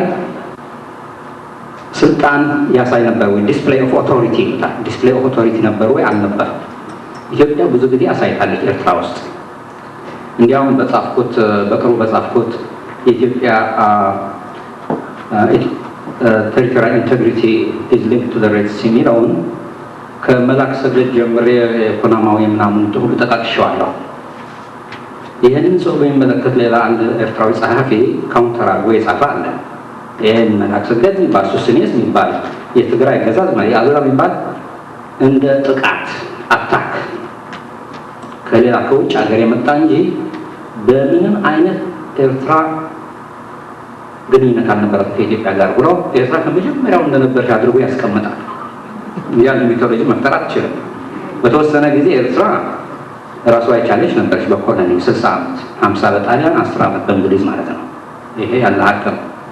ከዛ በፊት ግን ኤርትራ የሚባል አልነበር እና ይህንን እንኳን መጥቀስ የኢትዮጵያ መንግስት ይህንን መጥቀስ ይችል ነበር። እንደ አሉላ አባ ነጋ ወዝ ራይት ኢን አስመራ ሄድኳርተሩ አስመራ ጠቅላላ እንዲያውም አስመራ የሚባል አጀማመሩም ሁሉ አርባዕተ አስመራ የሚባል ሌላም ታሪክ አለው። ግን በእውነቱ በደንብ ካየነው ራስ አሉላ አባ ነጋ ነው የጀመረው ከተማውን እንኳን ይህንን ማየት አለበት። ሌላ ግን ፕሮፌሰር ተኮላ አሁን የጠቀሰው የሞሮኮ ናይንትን እዛም ጽፌዋለሁ በቅርብ የጻፍኩት አርቲክል። የሞሮኮ ትንሽ ውዝግብ ፈጥሮ ነበር በዓለም አቀፍ ፍርድ ቤት ላይ። ምክንያቱም ሞሮኮ ሰሃራ የኪንግደም ኦፍ ሞሮኮ ፕሮቪንስ ነበረች ነው የሚለው። እዛ ላይ ትንሽ አከራክረዋል። ሞሮኮ ብቻ ሳይሆን ሞሪታኒያም ሰሃራ የኛ ነበር ብላለች። የሞሪታኒያ አቀራረብ ግን በባህል የተገናኘ ህዝብ ነው ከሚል ብቻ ነው። ያን ነው እንግዲህ ሪጀክት ያደረጉት። እኔ እንግዲህ ይህንን ሁሉ ከተነተንኩኝ በኋላ ትንትን ካቀረብኩኝ በኋላ ኢትዮጵያማ ከሞሮኮና ከሞሪታኒያ የበለጠ የታሪክ ሰነዶች ማቅረብ ትችላለች ነው ብለን ካየነው ደግሞ እንዲያውም you cannot imagine ኢትዮጵያ ዊዛውት ኤሪትሪያ የድሮ ታሪክ ካየ ነው ከአክሱም ጀምሮ እስከ መጨረሻ ድረስ ያለው ይሄ ሁሉ እንኳን ተዳፍኖ ተቀብሮ ነው የሚያልፈው ያለው ይህን ሀቅ እና እዚህ ላይ መንተራስ እንችላለን። ታሪክ ብቻ ሳይሆን ከዓለም አቀፍ ሕግም ጋር የተያያዘ ነው። ዲስፕሌይ ኦፍ ኦቶሪቲ ኢዝ ቬሪ ኢምፖርታንት። ችግሩ እኮ የኢትዮጵያ መንግስትና የኤርትራ መንግስት ተስማምተው አቀረቡት እና የድሮ ምሳሌ ወሰን ሰሃራ ሁለት ተከራካሪዎች መካከል የተለያየ ሀሳብ ነበረ። እኛ የቸገረን እኮ የታሰርነው ወጉራራችን እኮ የኛው መንግስት ከነሱ ጋር አንድ ተሳቀረው።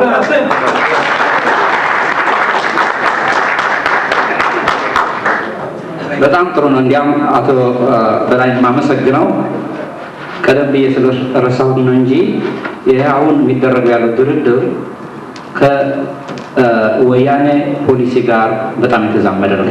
የመጀመሪያ ኃጢአት መጀመሪያ ወያኔ ኤርትራ የኢትዮጵያ ቅኝ ግዛት ናት ነው ያለው ኮሎኒ።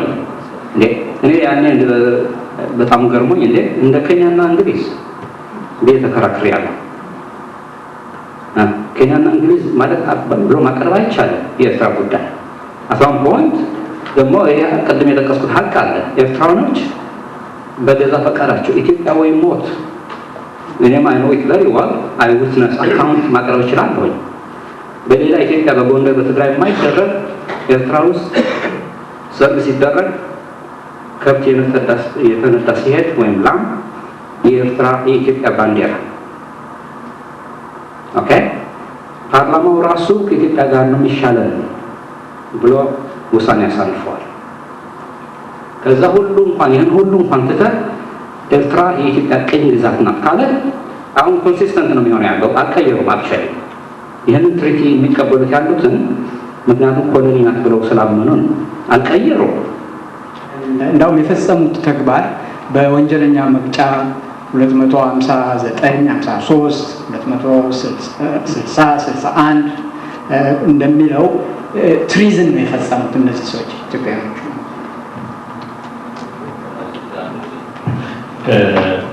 እንግዲህ መጀመሪያ ጥያቄ መጠየቅ የምትፈልጉ ሰዎች በረከት እሺ ቀጥል ነው። አመሰግናለሁ። እኔ ከመድረኩ ማለት ከሰብሳቢዎች ከቀረቡት አንዳንድ ሀሳቦች በመነሳት ጥያቄ አስተያየት ማቅረብ እንፈልግ። እንደተባለው ዋናው አንገብጋቢ ጉዳይ የአሰብ ጉዳይ መሆኑ ቅድም በዝርዝር ተገልጿል። ግን በእኔ በኩል የአሰብ ጉዳይ መነሳቱ አስፈላጊ አይደለም የሚል ተቃውሞ የለኝም። በእውነት ምንኛ ደስ ባለ ነበረ እንደዚህ አይነት ስብሰባዎች እየተጠሩ እነዚያን ችግሮች በጊዜው በጠቅላላ አብሮ መጮህ ይቻል ኖሮ በእውነት አሁን ይሄ አንገብጋቢ ሆኖ ያገኘነውን ነገር በጊዜው መፍጨት ይቻል ነበር የሚል እምነት አለ። አሁን ወደ ነጥቡ ለመምጣት አንደኛ የአሰብ ጉዳይ ብቻ ሳይሆን ቅድም ከመድረኩ እንደተነገረው ቀደም ብሎ ያለው መንግስት ከኤርትራ መንግስት ጋር የተዋዋላቸው እና የተስማማቸው በድብቅ የነበሩ ጉዳዮች አሉ ነበሩ። እነዚህ አሁን ምዕራፍ 1 ብለው ይሄው እየጀመሩ ናቸው ነው። ምናልባት ምን እናውቃለን አዲስ አበባስ እንዲሰጥ ትሪቲ ውስጥ አለ እንደሆነ የሚታወቅ ነገር የለም።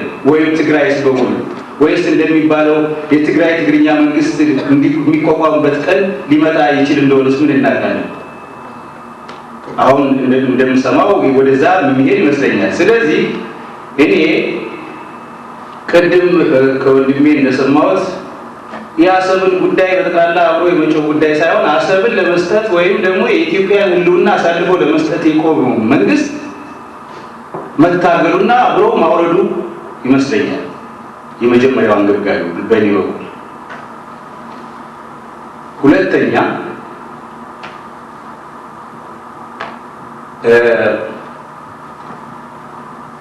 ዛሬ ይህ ስብሰባ በትግራይ ተወላጆች ይመስለኛል የተጠራው በጣም ደስ የሚል ነው እና እኔ በሁለተኛ ነጥብ መናገር የሚፈልገው ለባድሜ ለጾረና በስቃይ በመከራ በደቡብ በመሀል ሀገር በአማራው በጉራጌው በኦሮሞ ታፍኖና ስቃውን እያየ ያለ ህዝብ ግን በዛ ቦታ ላይ በደረሰው ችግር ሄዶ እንደሞተው ሁሉ አሁንም ይህን ስብሰባ የጠራው አካል በትግራይ አካባቢ ያሉት ወገኖቻችን አብረው ከኢትዮጵያ ህዝብ ጋር መስዋዕትነት ከፍለው ያለውን መንግስት እንዲያስወግዱ ጥሪ እንዲያቀርቡ አመሰግናለሁ። እኔ ለመናገር የምፈልገው በተለይ እንግዲህ በዚህ አፍሪካ እንደ ቅርጫ ስጋ በምትከፋፈልበት ጊዜ ኢትዮጵያ በተለይ አጼ ምኒልክ ከኢጣሊያን መንግስት ጠብጫሪነት ለመዳን ብዙ ውሎች እንደተዋዋሉ እናውቃለን። ግን አጼ ምኒልክ የተዋዋሉበት ውሎች ከሌላው የአፍሪካ ሀገሮች ወይም ከሌላው የላቲን አሜሪካ ሀገሮች ልዩ የሚያደርገው አንድ ነጥብ ያካተተ ነበር። እሱም የጣሊያን መንግስት በሆነ ምክንያት ኤርትራን ለቃ ከወጣች ወደ ኢትዮጵያ ንብረትነቱ እንዲመለስ የሚል ነው። ይህ ምንድን ነው? ኢንዳይሬክትሊ ኤርትራ የኢትዮጵያን መሆኗ አሰብ የሚያደርጉ ነው ማለት ነው። እና ይህ አይነት ውል እንደነበረ ብዙ የታሪክ ጸሐፊዎች ጠቅሰውናል። እና እንግዲህ ይሄ ኮሎኒ ነው ምናምን ነው የሚባለው ነገር እዚህ ላይ እንግዲህ ድለተር ይሆናል ማለት ነው። በጣም የሚቸግረው ነገር በተለይ የቲፒኤልኤፍ ወይም ደግሞ የፒአርዲኤፍ የፖለቲካ ስታንድ አይደለም። የፈለጉትን ማለት ይችላል። የኮሎኒ ካሉ አትሊስት ዊል ሃቭ ስፔር አሰብ፣ ግን እሱ አይደለም። በዚህ ስትይዛቸው በዚህ ይላል፣ በዚህ ስትይዛቸው በዚህ ይላል። እና አሁን የኔ ጥያቄ በተለይ ቅድም እንደተናገርኩት ይህንን ውል በሚመለከትና በኋላ ራሱ የጣሊያን መንግስት በኤርትራ መሬት ውስጥ እንደ ደብረ ቢዘን የመሳሰሉ የኢትዮጵያ እጀታን ብሎ የፈረመበት ፊርማዎች አሉ። ይህም እስከ 1935 ድረስ ባለሳሳት በኢትዮጵያ እጅ ውስጥ እንደነበሩ ይናገራል። እንግዲህ ደብረ ቢዘን በማታወቁ ሰዎች ከአስመራ አባት 25 ኪሎ ሜትር እንደዚህ አካባቢ ነው። ስለዚህ ከደብረ ቢዘን ገዳም ጀምሮ ወደ ማሳዋ አካባቢ በስትራቴጂክ ገዢ መሬት ነው። ይሄ የኢትዮጵያ እንደሆነ እዛ ከጣሊያን ከተደረገው ውል ያካተዋል። በሁለተኛ ደረጃ ይህንን በተለይ በ1902 የተደረገው ውል የ1900 የተደረገው ውል የሚያፈርስ ነው። ምንድን ነው? ቅድም ዶክተር ገላውዴዎስ ለማሳየት እንደሞከረው የ1902 ውል ምንድን ነው የሚለው ሴቲትና ጋሽ የሚለውን ነው የጨመረበት። ይህም ተግባራዊ አልሆነም። በማፕ ደረጃ የሚወጣም ነገር የለም። እና የኔ እንግዲህ ጥያቄ ይህንን በሚመለከት ረገድ ምን ያህል ነው እንግዲህ ይሄ ድርጅት በተለይ ይሄ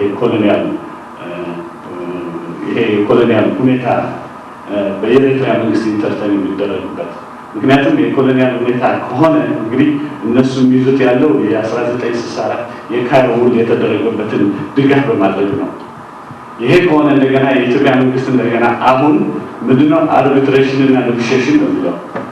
ኦፍኮርስ እንደገና ይሄ የኮሎኒያል ሁኔታ ይቀበለዋል እና አትሊስት ቨሪ ኮንትራዲክቶሪ ፖዚሽን ያለው ማለት ነው የኢፒአርዲኤፍ ኮሊሽን።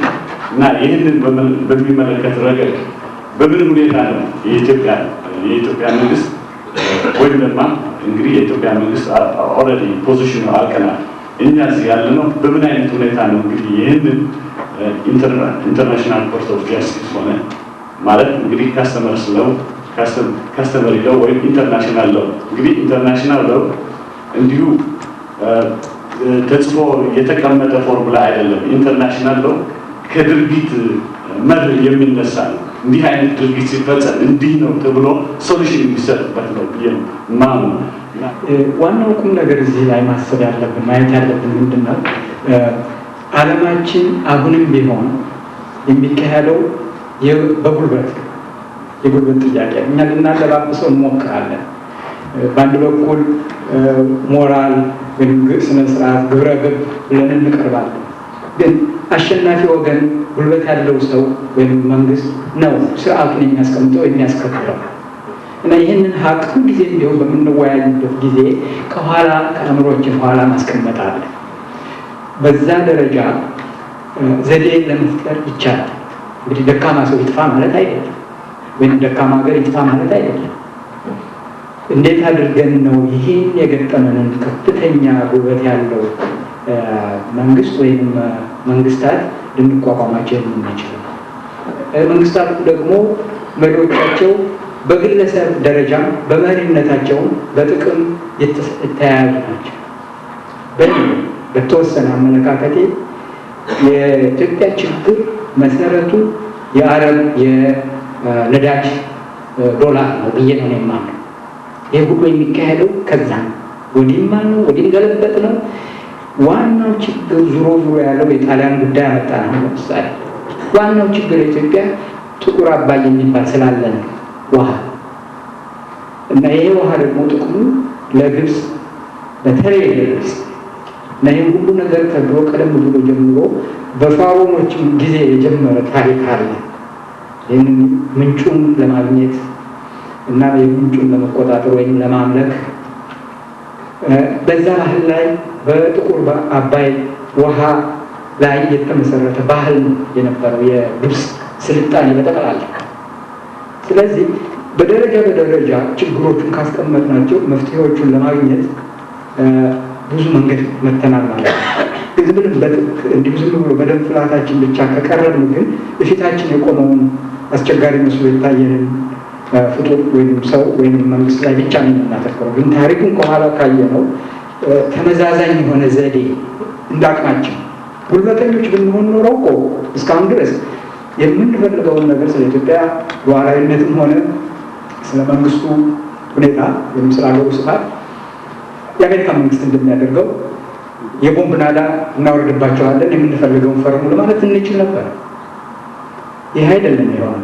ድክመታችን ማወቅ ራሱ ጉልበት መፍጠር ማለት ነው እና ከዛ መነሳት ይኖርብናል ነው የሚባለው። አቶ በረከት ያቀረበው ጥያቄ ብቻ ሳይሆን ቀደም ብሎ አንድ ወንድሜ ስለ ምን ማድረግ አለብን አይነት አንገብጋቢ ስለሆነ አይቲንክ ቀላል ይመስለኛል። ምን ማድረግ እንዳለብን የሀገር ጉዳይ ነው። መንቀሳቀስ አለብን፣ ተቃውሞ ማሳየት አለብን፣ ሰላማዊ ሰልፍ ማድረግ አለብን። እንዲህ አይነት ስብሰባ እያካሄድን እርስ በርሳችን መወያየት አለብን። አዲስ አበባ ቅድም አቶ በላይ የጠቀሱት 5 ድርጅቶች አንድ ላይ ሆነው የሚካሄደው ያለውን ተቃውሞ አሳይተዋል። ለ26ም ሲቪክ ኦርጋናይዜሽን የጠራው ስብሰባ አለ። እዛም እንሄድ። ነገ ኢንተርቪው አለኝ በሬዲዮ። እዛ ማቀርበው ነገር ቢኖር ቅስቀሳ እናካሄድ፣ የተጧጧፈ ቅስቀሳ እናካሄድ፣ ድምፃችን ይሰማ፣ ተቃውሞ እናሳይ። ይህንን ማድረግ አለብን። ታሪካዊ ኃላፊነታችን ነው። ከዛ ግን ወደ ጥያቄው ትንሽ እንትን ካልኩኝ የአቅም ጉዳይ ሊሆን ይችላል። አሁን ወንድም የፕሮፌሰር ተኮላ ያቀረበው እርግጥ እንደ አሜሪካ አቅም የለንም፣ ሀያላም አይደለንም፣ ሱፐር ፓወር አይደለንም። በመጠኑ ግን የኢትዮጵያ ሕዝብ የመሰለ ጨዋ ሕዝብ ይዞ የጨዋ ሕዝብ ነው የኢትዮጵያ ሕዝብ የዛሬ 106 ዓመት አንድ ላይ ሆኖ አድዋ መጥቷል። አሁንም ደገመው። ከዛ የበለጠ ድጋፍ ያስፈልጋል። ከዛ የበለጠ ኃይል አለ ማለት አይቻልም። እሱም ኃይላችን ነው። ኃይል ደግሞ ሬሌቲቭ ነው።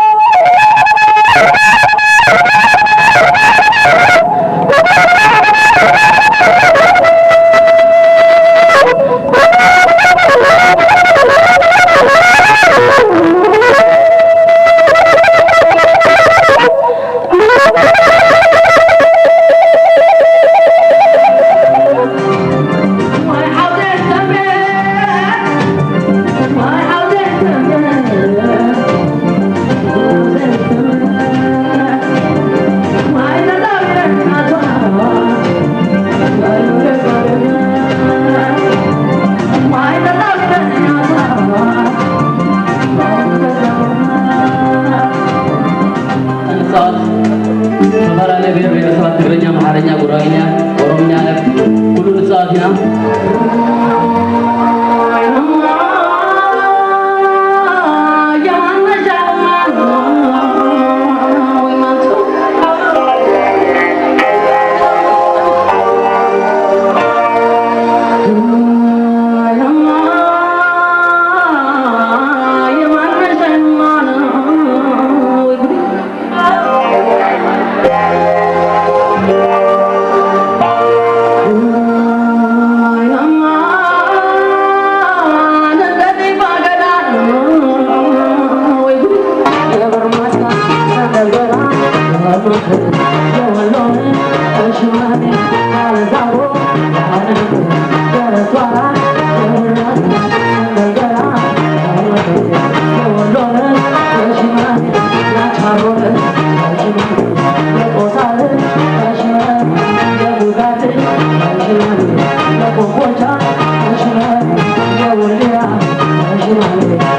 Yeah.